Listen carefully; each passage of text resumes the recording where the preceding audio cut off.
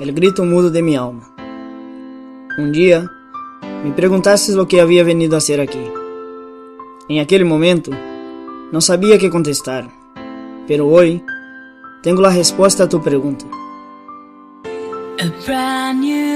Lo que he venido a hacer aquí es conocerte a ti.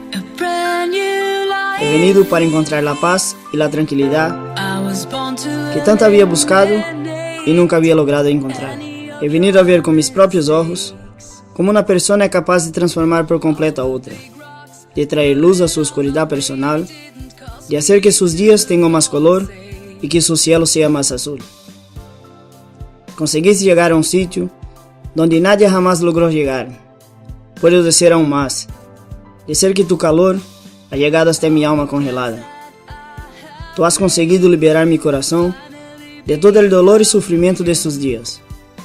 Un simple gesto, una sencilla caricia, el impregnante olor de tu perfume penetró no solo en mi cuerpo, sino también en mi alma. Nunca había imaginado ser capaz de encontrar alguien como tú, con una sonrisa radiante, con un brillo reluciente en el mirar, capaz de provocar chiribitas en mis ojos. Jamás podré retribuir todo el bien que aportas en mi vida. Jamás olvidaré todo lo que haces por mí y de cómo lo haces. Tú tienes una manera angelical, divina.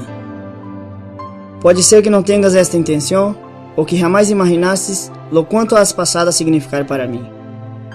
Espero algum dia poder retribuir de alguma maneira esse carinho, esse respeito e essa admiração que sinto hacia ti. Cada dia que passa, com cada gesto, com cada mirada, com cada sonrisa, has ido conquistando pouco a pouco um pedacito muito importante em meu coração, em minha vida e em minha história. Graças a ti, he cambiado minha maneira de afrontar esta dura rotina. He encontrado forças para encarar a realidade com a cabeça erguida e com os pensamentos de um mañana melhor. Precisava estar aqui, herido, para volver a sentir mis sonhos, las alas de mi corazón que nadie me pode arrebatar. Y aunque sea joven, tú me ensinaste a correr hacia un mañana lleno de esperanzas. Me has hecho creer que no importa cuántas veces caigas, basta apenas con levantarse, agarrar a los sueños que flotan en su interior y sentir el corazón queimando ardentemente dentro del pecho. Me ensinaste a luchar por mi futuro sin parar, sin desistir jamás. Me ensinaste a caminhar por esse labirinto sin luz. Me ensinaste a oír como el grito mudo de mi alma me llama. Después de conocer la soledad a través de mis heridas, tú me has hecho finalmente entender el verdadero significado de los lazos.